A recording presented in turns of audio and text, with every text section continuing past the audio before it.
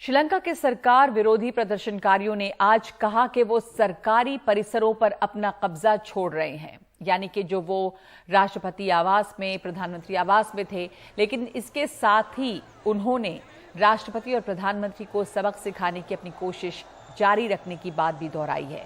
प्रदर्शनकारियों ने पिछले हफ्ते राष्ट्रपति भवन पर कब्जा कर लिया था। इसके साथ ही प्रदर्शनकारियों ने कल प्रधानमंत्री रानिल विक्रमासिंघे के दफ्तर पर भी धावा बोला था। प्रदर्शनकारियों ने आज कहा कि संसद भवन को छोड़कर बाकी सभी सरकारी इमारतों से वो शांतिपूर्ण तरीके से लौट रहे हैं।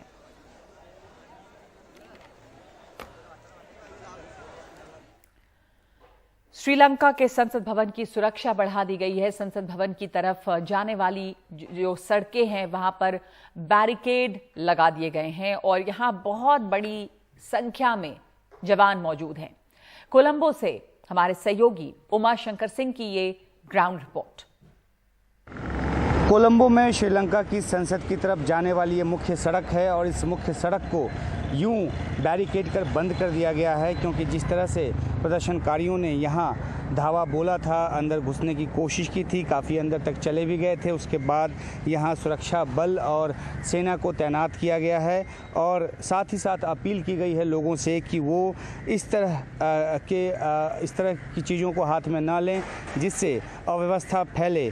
जो कार्यकारी यहाँ पे राष्ट्रपति हैं, उन्होंने खुद एक संदेश जारी कर लोगों से शांति बनाए रखने की अपील की थी, क्योंकि एक राजनीतिक जो समाधान है वो निकालने की कोशिश चल रही है। लेकिन इस बीच हम आपको ये दिखाते हैं कि किस तरह से यहाँ संसद भवन की तरफ जाने के रास्ते में जो सुरक्षा की चाक चौबंद व्यवस्था कर दी गई है। यहाँ पे 2 या 3 लेयर जो है बैरिकेडिंग के वो लगाए गए हैं ताकि प्रदर्शनकारी जो हैं वो अंदर ना जा पाएँ। प्रदर्शनकारियों ने जिस तरीके से पहले राष्ट्रपति आवास और उसके बाद प्रधानमंत्री आवास पे धावा बोला, वहाँ पे कब्जा किया, उसके बाद संसद की तरफ भी बढ़ने की कोशिश की, तो ऐसे में सुरक्षा के जो इंतजामात हैं वो यहाँ पर किए गए हैं। लेकिन अहम बात यह है कि जो खबर आई है कि जो यहाँ देश छोड़कर राष्ट्रपति भागे गोटाबाया, वो अब मालदीव से सिंगापुर के रास्ते सऊदी अरब जा रहे हैं, क्योंकि सऊदी अरब से उनके लिए प्लेन भेजा गया। तो एक ऊहापोह की स्थिति, एक भ्रम की स्थिति लगातार बनी रही, क्योंकि पहले राष्ट्रपति की तरफ से कहा गया था कि 13 जुलाई को वो इस्तीफ़ा दे देंगे, लेकिन स्पीकर ने बार बार यही इत्तला दी कि इस्तीफ़ा उनका आया नहीं है। वो पहले मालदीव चले गए। मालदीव्स में जो श्रीलंकन थे उन्होंने वहाँ पर काफ़ी प्रोटेस्ट किया, काफ़ी तादाद में वो वहाँ पर जमा हो गए। उसके बाद वहाँ से सिंगापुर जाने की बात आई, लेकिन फिर ये जानकारी आई है न्यूज़ एजेंसीज़ के ज़रिए कि वो सिंगापुर तो जा रहे हैं, लेकिन वहाँ से वो सऊदी अरब जाएंगे। पहले सिंगापुर में साइलम की बात थी, लेकिन आखिरकार अब आगे किस तरीके से वो अपना इस्तीफ़ा भेजते हैं ये देखने की बात है। इतना ज़रूर उन्होंने इत्तला दी है, स्पीकर के हवाले से कहा गया है कि वो इस्तीफ़ा जल्द भेज देंगे।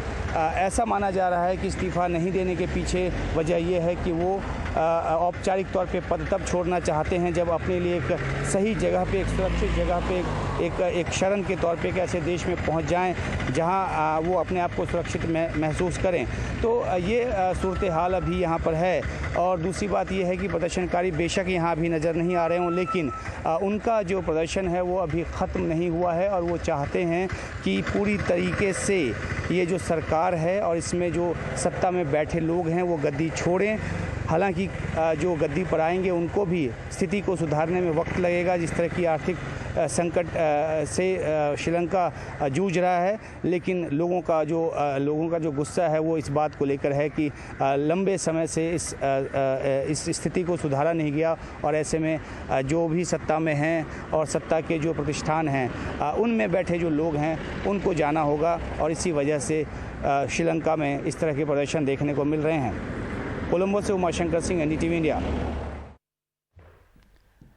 श्रीलंका में विद्रोह जो मचा हुआ है और जो विरोध प्रदर्शन हो रहा है, अफरा तफरी है, इस बीच आम लोग बुनियादी जरूरतों के लिए संघर्ष कर रहे हैं। गैस सिलेंडर आम लोगों के पास नहीं है, लोग आपस में इसे लेकर उलझ रहे हैं और कोलंबो में जो बाकी बुनियादी चीजें हैं, खाना, पानी, ईंधन, पेट्रोल, इन तमाम चीजों के लिए लोगों को बहुत ही मशक्कत करनी पड़ रही है। देखिए वहां से उमा शंकर सिंह की ये ground report.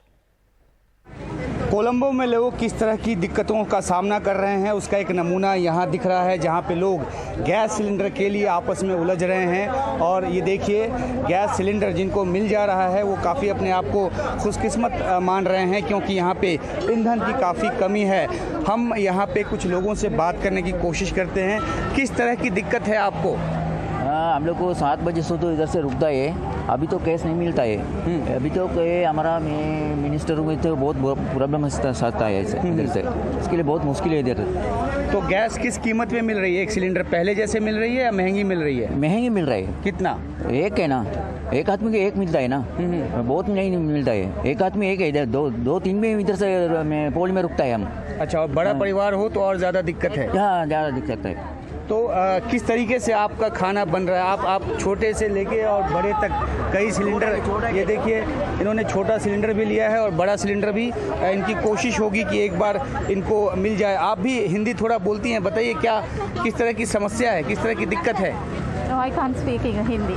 Okay, you can tell me your problem in English. No, I don't. Okay, ये बात नहीं करना चाहते हैं, लेकिन यहाँ पे जिस तरह से देखिए लोग जो हैं वो इनको भी हिंदी मालूम है? अरबी मालूम है। अच्छा, बोलिए बोलिए, उर्दू में बोलिए। I know Hindi. Arabic. हाँ बोलिए, क्या दिक्कत क्या है? What is the problem? No problem. आप बोलो, आप तो यहाँ पे लोग जो है जी, इधर से पॉलिटिक्स प्रॉब्लम है ना, पॉलिटिक्स में प्रॉब्लम है। लेकिन अभी जो आप लोग क्या चाहते हैं अब सरकार से? क्या सरकार सब इस्तीफा देके? कुछ भी नहीं है ना, कुछ भी नहीं है, तेल नहीं है, गैस नहीं है, कुछ भी नहीं है। लेकिन जिस तरह से प्रदर्शन हो रहा है, क्या उससे लगता है आपको हालात सुधर जाएंगे? मिनिस्टर भी नहीं है, प्राइम मिनिस्टर भी नहीं है, कोई भी हाथ में नहीं है, बहुत मुश्किल है में श्रीलंका में। तो काफ़ी मुश्किल है और लोग इसलिए नाराज़ हैं। जिस तरह के प्रदर्शन देखने को मिले हैं वो दृश्य तमाम दुनिया ने देखा है। और देखिए जो ये बुज़ुर्ग महिला जो हैं वो सिलेंडर पे बैठी हैं, इनको उम्मीद है कि शायद इनको सिलेंडर मिल पाए, हाथ में इनके पैसे भी हैं। आपको सिलेंडर मिला है? आपको सिलेंडर मिला? नहीं मिला है। नहीं मिला? नहीं मिला है। नहीं मिला है क्या? नहीं मिला आपको? आपको नहीं मिला है? अच्छा, लोग अपनी मुश्किलों में जो हैं वो जीने की कोशिश करें। और देखिए किस तरीके से यहाँ ये सिलेंडर लेकर आए हैं।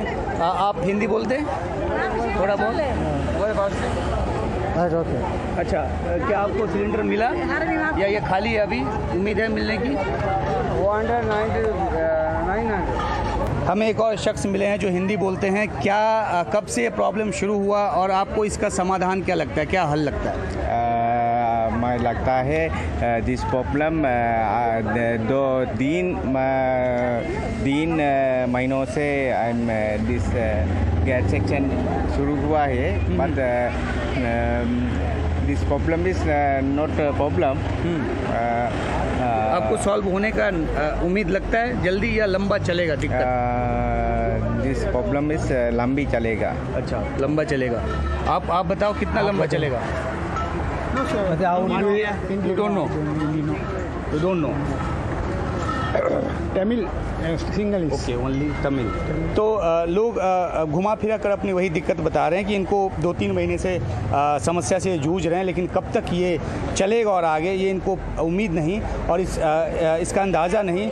और इस बीच जो राजनीतिक जो घटनाक्रम है वो बदल रहा है, लेकिन देखना है कि किसके नेतृत्व में श्रीलंका जो है वो वापस पटरी पर आता दिखता है और अर्थव्यवस्था जो है वो पटरी पर आती है। कोलंबो से उमाशंकर सिंह, एनडीटीवी इंडिया। श्रीलंका के हालात बेहद खराब हो गए हैं। राष्ट्रपति गोटाबाया राजपक्षे देश छोड़कर भागे और मालदीव्स में भी लोगों की नाराजगी उन्हें झेलनी पड़ी। जो श्रीलंका के लोग वहां रहते थे, उसके बाद खबर आई कि सिंगापुर वो पहुंच चुके हैं और वहां से अब वो जद्दा पहुंचने वाले हैं। कार्यवाहक राष्ट्रपति रनिल विक्रमसिंघे का इस्तीफा मांग रहे हैं लोग। श्रीलंका में विपक्ष के नेता सजित प्रेमदासा का नाम भी चर्चा में है। ऐसा कहा जा रहा है कि वो श्रीलंका के अगले राष्ट्रपति बन सकते हैं। उनसे बात की हमारी सहयोगी श्रीजा एमएस ने। साजिद प्रेमदासा ने एनडीटीवी से बात करते हुए कहा कि श्रीलंका को 2019 जैसी स्थिति तक आने में 4-5 साल लग जाएंगे। सुनिए उनसे बातचीत का कुछ हिस्सा। My first question to you is, of course, the world also wants to know.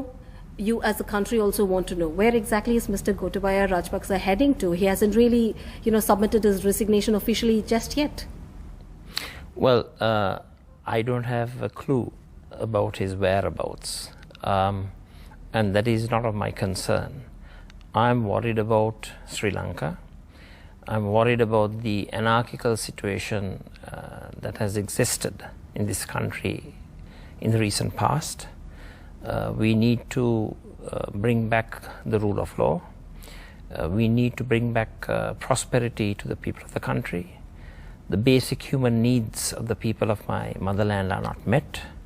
They are going through tremendous suffering, and my objective is to ensure that my brothers and sisters and everybody else in my motherland, all 22 million, have a happy life and they're able to live. Right. What is your first step to ensure that you can bring back Sri Lanka to normals? Okay? My major concern is to bring back prosperity, livability to the people of my motherland.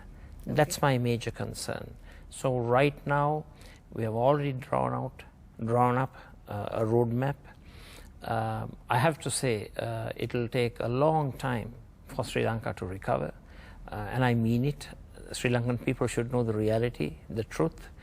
A lot of us will have to go through suffering, make tremendous sacrifices, at least even to come to the 2019 levels. Mm-hmm. My prediction is that it would take 4 to 5 years.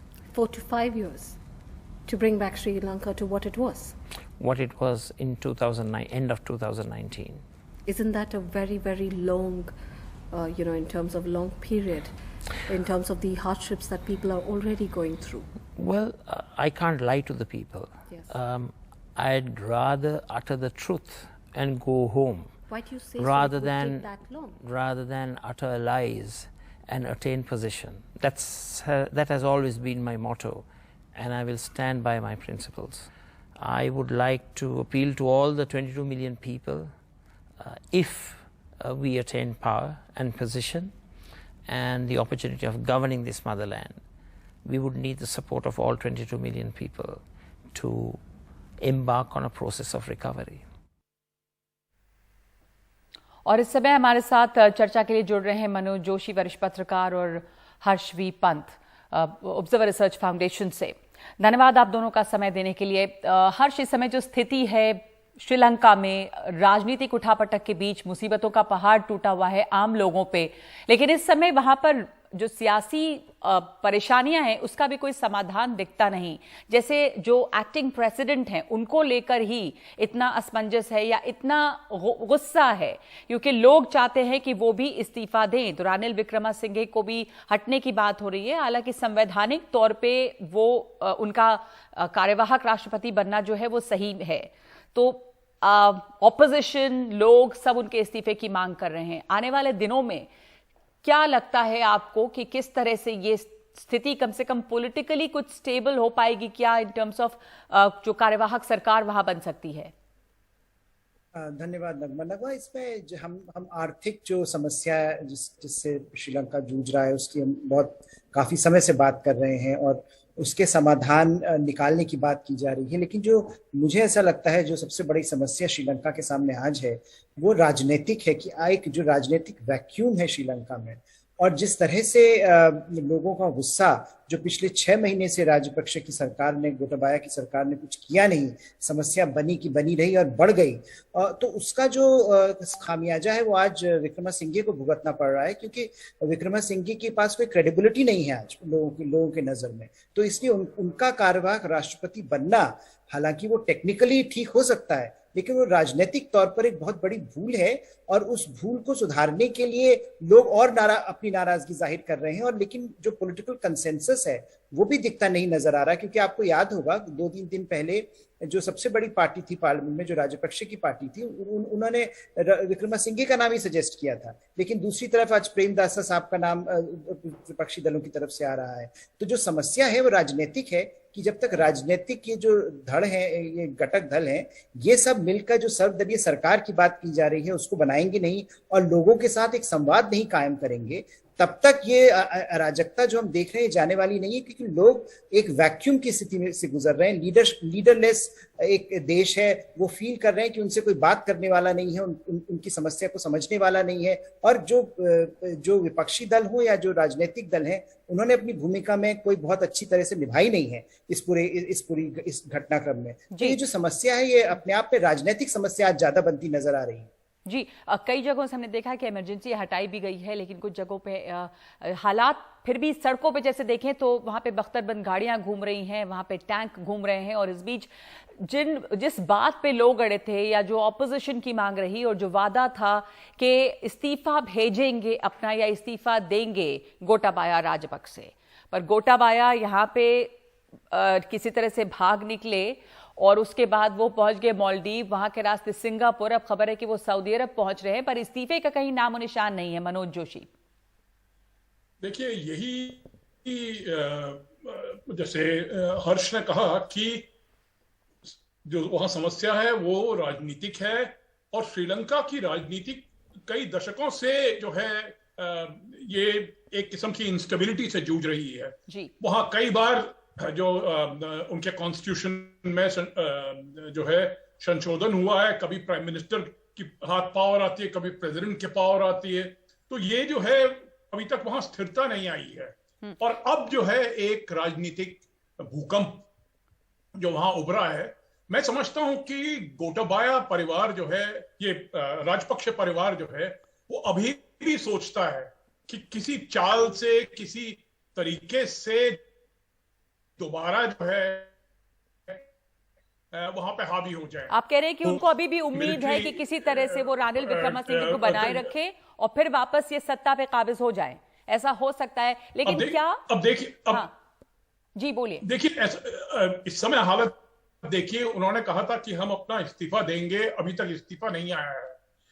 और आज जो है उन्हीं के राजनीतिक सहयोगी ये रानिल विक्रमसिंघे, वो अब फासिज्म की बात कर रहे हैं कि ये जो कुछ हुआ है इसमें फैसिस्ट मिले हुए हैं। तो ये तो एक नया मोड़ है। ये हम लोग सब जानते हैं कि यहाँ एक किस्म की अराजकता है, मतलब एक एनार्की किस्म की है, क्योंकि वहां कोई क्लियर कट लीडरशिप नजर नहीं आ रही है। जो भी जिन लोगों ने ये विद्रोह किया है, ये भूकंप, राजनीतिक भूकंप जो है जिसको अंजाम दिया है, वहां पे कोई लीडरशिप नहीं है, वो लीडरलेस है। ये और भी खतरनाक चीज है जी। अब उसको कैसे काबू में लाया जाए। पर अगर ठीक है, पर अगर ये सोचते हैं, राजपक्ष परिवार समझता है कि किसी भी हालत से वापस वहां पे तो ये ऐसा सॉरी आपके कनेक्शन में थोड़ी प्रॉब्लम है, आवाज कट रही है आपकी। ये जो पॉलिटिकल क्राइसिस है और लंबा खींचेगा। जी मनोज, आपके पास मैं वापस आऊंगी, आवाज कट रही है आपकी। हर्ष, अगर जैसा मनोज जोशी कह रहे हैं कि शायद उम्मीद है राजपक्षे परिवार को कि वो वापस सत्ता पे लौटेंगे, लेकिन अब भी क्या उनके इस्तीफे का कोई मतलब रह जाता है? वो देश छोड़ के भाग चुके हैं, उनका इस्तीफा आना यहाँ पर जरूरी है इसके लिए कि आगे की पॉलिटिकल प्रोसेस बढ़े, या उसके बिना अब आगे की कार्रवाई हो सकती है और कुछ जैसे ऑल पार्टी मीटिंग हो रही है और कोई और चुनाव दूसरे नेता का हो सकता है, और ये जो अराजकता है जिसको फासिस्ट करार दे रहे हैं रानिल विक्रमसिंघे, पर कौन है ये जनता है एक मोटे तौर पे, लेकिन इनको जाहिर है कि ऑपोजिशन का समर्थन है, कुछ पॉलिटिकल पार्टियों का भी समर्थन है। और इस बड़ा सवाल ये है कि इस समय बातचीत या संवादहीनता जो है, तो संवाद हो तो किससे बातचीत होगी, निगोसिएशंस किसके साथ हो सकती हैं? देखिए, नेगोशिएशंस तो मुझे लगता है पहले जो राजनीतिक दल हैं उनको अपने आपस में नेगोशिएट कुछ करना चाहिए, क्योंकि अगर हम बात कर रहे हैं सर्वदलीय सरकार की, अगर हम बात कर रहे हैं कि इतना बड़ा आर्थिक संकट है देश के सामने, अभी हमने सुना प्रेमदासा साहब को, वो स्पष्ट तौर पर कह रहे हैं कि 5 साल लग जाएंगे ठीक होने में। तो जो, और उसमें आप IMF के पास जाएंगे, IMF, हमको पता है IMF किस तरह के रिफॉर्म्स डिमांड करता है, तो लोगों के ऊपर जो परेशानियां हैं वो कम नहीं होने वाली है। अगर हम ये सोचें कि कल नई सरकार आ जाएगी और बहुत जो आर्थिक स्थिति है उसमें बहुत ड्रामेटिक चेंज हो जाएगा, ऐसा नहीं होने वाला है। हमको पता है कि जो रिफॉर्म्स आएंगे वो बड़े कष्टदायक होंगे, लोगों को बड़ी तकलीफ सहनी पड़ेगी। जो जिस तरह के एक्सपेंडिचर कट्स IMF डिमांड करता है, फिस्कल डेफिसिट का रिडक्शन हो, उसके बाद एक्सपेंडिचर का रैशनलाइजेशन हो, उन सबका अगर आप असेसमेंट करेंगे तो हमको पता है कि किस तरह से उसकी जो भरपाई है वो आम लोगों को करनी पड़ेगी। तो कहीं पर जो सारे घटक दल हैं, सारे राजनीतिक दल हैं, उनको इस बात एक तरह से स्पष्टीकरण लोगों को देना चाहिए। और ये प्रेमदासा का जो इंटरव्यू आपने किया था अभी, वो बहुत इंपॉर्टेंट था, क्योंकि मुझे ऐसा लगता है कि जब तक इस तरह के कॉन्वर्सेशंस लोगों के साथ नहीं होंगे, आप ये बात ठीक है कि वो एक तरह से वो अलग अलग लोग अलग अलग जगहों से आए और मिल गए और एक इस लीडरलेस प्रोटेस्ट बन गया, लेकिन प्रोटेस्ट में भी वो ये जेन्युइन प्रोटेस्ट इसलिए है कि पिछले कई महीनों से लोग परेशान थे और अपनी बात रखना चाह रहे थे। पॉलिटिकल क्लास ने बिल्कुल जिम्मेदारी नहीं ली श्रीलंका में, बिल्कुल जिम्मेदाराना तरीके से इसको नहीं निभाया और IMF से बात करने में इतनी देरी करी। उसके बाद विक्रमासिंघे इतने 2-3 महीनों से प्रधानमंत्री थे, इन्होंने क्या किया? इन्होंने क्या लोगों से बात करने की कोशिश करी? मुझे कहीं पर ऐसा कोई एविडेंस तो मिलता नहीं कि कोई एक मोटे तौर पर राजनीतिक प्रक्रिया चालू करी हो, लोगों के साथ संवाद चालू किया हो। तो कहीं पर जो लोग अलग थलग पड़ गए, उसका नतीजा हमने सड़कों पर देखा। तो अब अगर विक्रमासिंघे ये समझते हैं कि एक तो ऑलरेडी वो गोटाबाया के पक्षधर समझे जाते हैं और वो अपनी गद्दी से हिल नहीं रहे हैं। वो उनका कहना ये है कि जब तक सर्वदलीय सरकार नहीं बनेगी या किसी और किस्म की सरकार नहीं बनेगी, मैं नहीं जाऊंगा। अपनी जगह वो ठीक हो सकते हैं, लेकिन ये संवाद जब तक लोगों तक नहीं होगा और ये टेक्निकल कॉन्स्टिट्यूशनल आर्ग्यूमेंट बनकर रह जाएगा, तब तक मुझे लगता है लोग जो हैं वो सेटिस्फाइड होने वाले नहीं हैं और इसीलिए ये समस्या और बढ़ती रहेगी। जी, और लोगों के सर पे इतनी मुसीबतों का पहाड़ टूटा हुआ है, आम जरूरत की चीजें वहां पर नहीं मिल रही हैं और जैसा तमाम लोग कह रहे हैं कि ऐसा नहीं है कि ये हालात कल ठीक हो जाएंगे। अस्थिरता इतनी ज्यादा है कि आर्थिक स्थिरता भी वहां पर अभी आने वाली नहीं है। लेकिन इस बीच जो बहुत बड़ा दोस्त मुल्क रहा श्रीलंका का, और ये जो सरकार रही जिसको कि चीन के बहुत करीबी माना जाता रहा, राजपक्से को, हर्ष, वो कहां इस समय है? क्योंकि कई बिलियन वहां पर निवेश है चीन का बेल्ट रोड इनिशिएटिव के तहत, हम जानते हैं। पर चीन इस पूरे जो इकोनॉमिक क्राइसिस है उसमें और अभी पॉलिटिकल क्राइसिस में कहां नजर आ रहा है? चीन कहीं नहीं नजर आ रहा है और चीन ने बड़ी शातिरता के साथ पिछले कुछ महीनों से जो एक बैक स्टेज रोल इस पूरे क्राइसिस में ले रखा है, उसका पूरा जो उसमें जो पूरा उनका संबंध था, उनका जो पूरा आर्ग्यूमेंट था चीन का, वो यही रहा कि हम राजपक्षे के साथ अपनी जो निकटता है उसको न दिखाएं, क्योंकि ये सारा जो लोगों का गुस्सा है जो राजपक्षे के खिलाफ, वो चीन समझ गया कि वो गुस्सा बड़ी जल्दी से उनकी तरफ जा सकता है। तो चीन ने खामोशी जिस तरह से अख्तियार करी, लेकिन एक बहुत गैर जिम्मेदाराना भी अप्रोच रहा कि जब शुरू में श्रीलंका इनके पास गया था, डेट रिस्ट्रक्चरिंग की बात की थी, तब बिल्कुल साफ तौर पर चीन ने इनकार कर दिया था।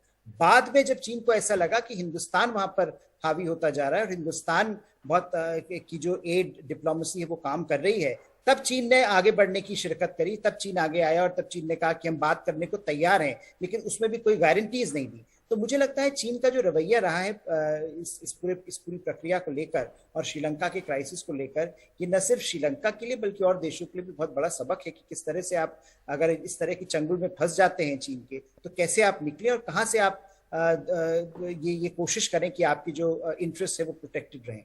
जी, धन्यवाद आपका हर्ष। और मनोज, आपके साथ संपर्क हमारा कटा, ज़्यादातर आवाज़ भी साफ नहीं आ रही थी, पर इस समय इतना ही वक्त है हमारे पास। बहुत बहुत धन्यवाद आपका शामिल होने के लिए इस समय हमारे साथ श्रीलंका की स्थिति पर चर्चा करने के लिए। इस समय 5 की बात में एक ब्रेक ले रहे हैं हम, और ब्रेक के बाद लोकसभा में अब आप न किसी को भ्रष्ट कह सकते हैं न किसी हरकत को शर्मनाक। राहुल गांधी ने कहा, ये नए भारत का नया शब्दकोश है। पटियाला की अदालत ने कबूतरबाजी मामले में गायक दलेर मेहंदी को 2 साल की सजा दी है। 2003 के मानव तस्करी के इस केस में दलेर मेहंदी की अपील खारिज कर दी गई है। हमारे साथ इस वक्त मौजूद हैं मेरे सहयोगी मोहम्मद गजाली। दलेर मेहंदी को जिस मामले में सजा हुई है वो मामले पुराने हैं, इसलिए गजाली एक बार याद दिला देना चाहते हैं कि ये मामले क्या थे, दलेर मेहंदी पर क्या आरोप था मानव तस्करी का जिसमें इनकी अपील खारिज हुई है। जी देखिए, 2003 में पटियाला के ही एक निवासी ने वहां लोकल पुलिस सदर थाने में एक शिकायत दर्ज कराई थी कि दलेर मेहंदी ने 1998 या 1999 2 बार दलेर मेहंदी और उनके भाइयों ने कुछ लोगों को बाहर ले जाने के एवज में लोगों से पैसे लिए थे। शिकायतें एक ही एफआईआर में कई हैं। पहली जिस एफआईआर की मैं बात कर रहा हूं उसमें शिकायतकर्ता ने पहले तो ये कहा था कि उनके भाई को कनाडा ले जाने के लिए 12 लाख रुपए लिए गए और उनको छोड़ा नहीं गया। इसके बाद कई और शिकायतें पुलिस को मिली जिसमें यह पता चला तफ्तीश में कि 1998 और 1999 में दलेर मेहंदी, उनके भाई और कंपनी के कुछ लोग बाहर यूएस में कॉन्सर्ट के जरिए या किसी और तरीके से यूएस जाते थे, तो यहाँ से कुछ लोगों को इल्लीगल तरीके से गैर कानूनी तौर पर वहां छोड़ कर आ जाते थे।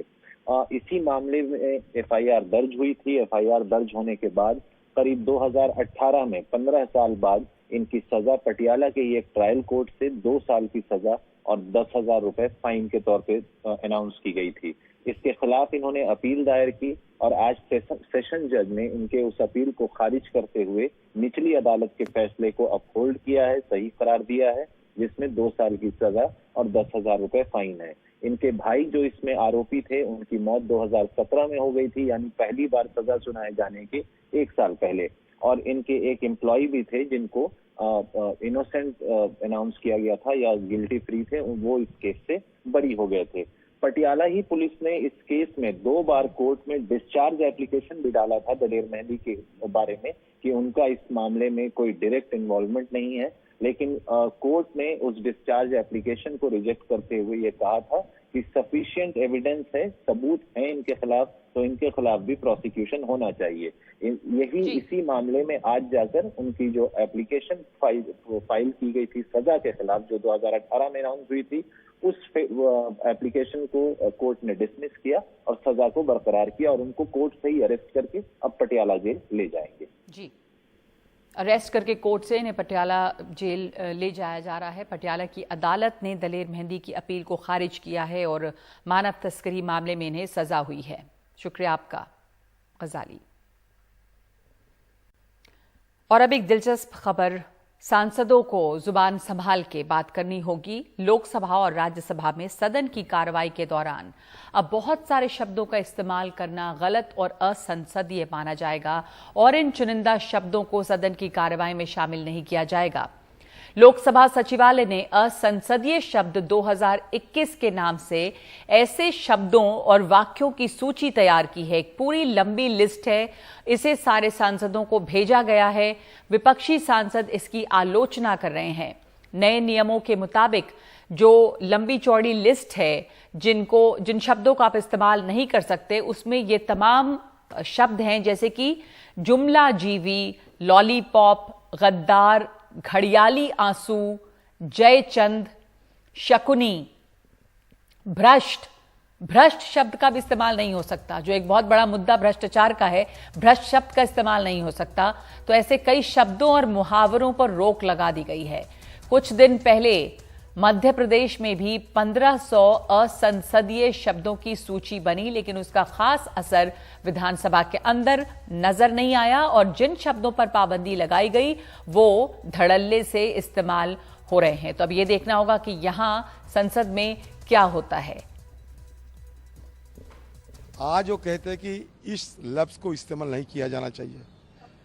दूसरे दिन कहेंगे कि सदन के अंदर आना है तो भगवा ड्रेस पहन के आओ। तीसरे दिन कहेंगे कि सदन में आना है तो निरामिष भोजन करके आओ। तो ये सरकार, ये देखने का जिम्मेवारी सरकार की है और किसी के नहीं है। ये रूल्स कमेटी है, एथिक्स कमेटी है हमारे पार्लियामेंट के अंदर। ये तो सेकेंड पार्लियामेंट बना रहे हैं ना, सेकेंड रिपब्लिक बनते जा रहे हैं। तो ये सेकेंड रिपब्लिक में नया वो संविधान बनाने की भी कोशिश करेंगे, सदन के नया रूल भी लाने की कोशिश करेंगे। ये तो लिंग्विस्टिक एक्सपर्ट तो नहीं है, ये कि नया व्याकरण रचना कर रहे हैं क्या? हाँ। और राहुल गांधी ने इसके ऊपर एक तंज कसते हुए ये ट्वीट किया है कि ये ट्वीट है राहुल गांधी का कि नए भारत का नया शब्दकोश, असंसदीय विशेषण, बहसों और चर्चाओं में इस्तेमाल होने वाले वो शब्द जो सरकार चलाने के प्रधानमंत्री के तरीके की ठीक ठीक व्याख्या करते हैं, अब प्रतिबंधित। एक असंसदीय वाक्य का उदाहरण। जुमला जीवी तानाशाह ने बहाए घड़ियाली आंसू जब उसके झूठ और उसकी नाकाबिलियत उजागर हो गई। और तृणमूल कांग्रेस के राज्यसभा सांसद डेरेक ओब्रायन ने लोकसभा सचिवालय के नए बुकलेट में जारी निर्देशों को लेकर कड़ी आपत्ति जाहिर करते हुए ट्वीट किया है। डेरेक ओब्रायन ने लिखा है कि अब हम संसद में अपने संबोधन में कुछ बुनियादी शब्दों का इस्तेमाल नहीं कर सकते, जैसे शर्मनाक, गाली, धोखा, भ्रष्ट, ड्रामा, पाखंड, अक्षम जैसे शब्द। मैं ये सारे शब्द इस्तेमाल करूंगा, मुझे निलंबित कर दें, लोकतंत्र के लिए लड़ता रहूंगा। विवाद खड़ा हो गया है इन शब्दों को लेकर कि क्या इस्तेमाल हो, क्या इस्तेमाल नहीं हो, क्या भ्रष्ट जैसे शब्द आप इस्तेमाल नहीं कर सकते, शर्मनाक इस्तेमाल नहीं कर सकते। इस विवाद पर लोकसभा स्पीकर ओम बिरला ने ये सफाई दी है कि संसद में मर्यादा से चर्चा हो, गंभीरता से चर्चा हो, आरोप प्रत्यारोप लोग हो तो तथ्यों से हो। ये हमने सभी मान्य सदस्यों ने नियम प्रक्रिया बनाई सदन चलाने के लिए, लेकिन संविधान से बड़ा तो कुछ नहीं हो सकता। संविधान में बोलने की अभिव्यक्ति उसको कौन रख सकता है?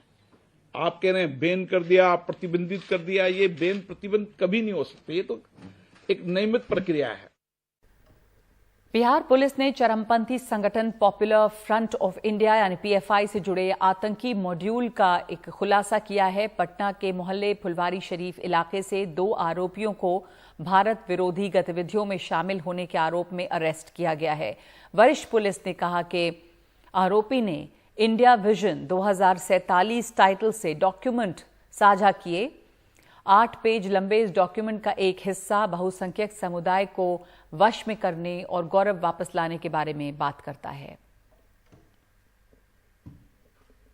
अभी उस मामले में हम आपको बता दें कि पटना के शहरी इलाके में फुलवारी शरीफ थाना क्षेत्र में कांड दर्ज किया गया। उस कांड के अंतर्गत गंभीर धाराओं में हम लोगों ने कांड दर्ज किया। 2 व्यक्ति गिरफ्तार हुए हैं, उनसे गहन पूछताछ की जा रही है और पुलिस की अलग अलग टीम भी उनसे पूछताछ कर रही है। उनके पास में पोस्टर, बैनर, दस्तावेज, पीएफआई के डॉक्यूमेंट्स, मोबाइल फोन इत्यादि बहुत सामग्री बरामद हुई है, उनका भी अध्ययन किया जा रहा है। चूंकि कांड दर्ज हो गया है, वैधानिक कार्रवाई शुरू कर दी गई है, गिरफ्तारी हो गई है, तो अब पूछताछ में आगे बहुत सारी बातें आएंगी। हमारे साथ मनीष जुड़े हुए मेरे सहयोगी इस पर जानकारी के लिए। और पटना का ये फुलवारी शरीफ इलाका है मनीष, और जो लोग गिरफ्तार किए गए हैं वो बिहार शरीफ से पकड़े गए हैं, तो इनके तार फैले हुए थे। और कहा जा रहा है कि ये जो साजिश थी प्रधानमंत्री के दौरे के दौरान कुछ हमला करने की साजिश थी। तो इस विजन में क्या साफ हुआ है? इन दस्तावेजों से इन आरोपियों के बारे में क्या जानकारियां आई हैं अब तक सामने? पहला मैं आपको बता दूं कि ये बिहार शरीफ से नहीं बल्कि फुलवारी शरीफ से अब तक 3 लोगों की गिरफ्तारी हुई है। 26 लोग नामजद हैं।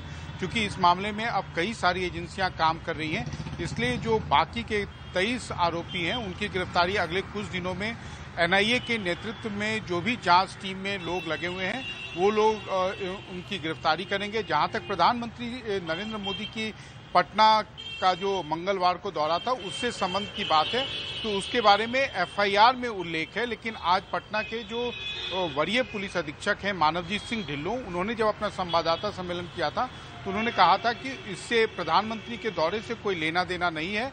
हालांकि प्रधानमंत्री को दौरे को लेकर जब जो संदिग्ध लोग हैं उनके साथ जब पूछताछ होती है या उनको थाने पर बुलाकर बैठाया जाता है तो उसी संबंध में इन लोगों को भी बुलाया गया था। अगर इन्हें हमला करना होता तो शायद ये पुलिस के पास नहीं आते, लेकिन हाँ बाद में जब इनसे पूछताछ हुई तो ये पूरा जो मॉड्यूल है उसके बारे में उद्भेदन हुआ है और अब जांच जो है और इसको बढ़ाई जा रही है। शायद पुलिस को उस समय आशंका नहीं थी और इसका एक कारण यह भी है कि पीएफआई जो है वो बिहार में बैंड संगठन नहीं है।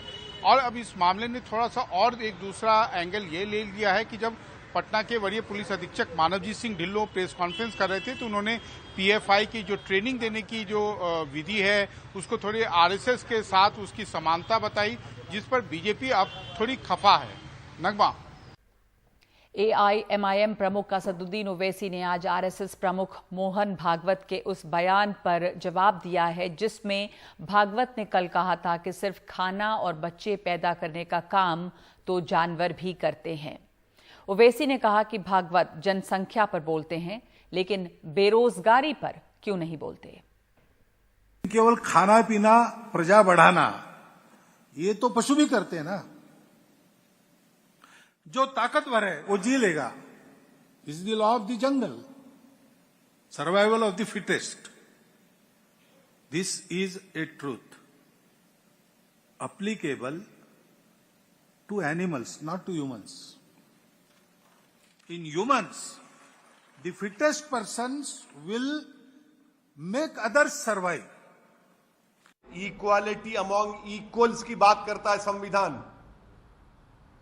ये समझते नहीं, समझना नहीं चाह रहे, इन चीजों को जानते हैं मगर अपनी आइडियोलॉजी उन पर इतना गालिब आ चुकी है कि किसी को सच्चाई को दूसरी सच मानते ही नहीं है, बस अपने आप को सच मानते हैं।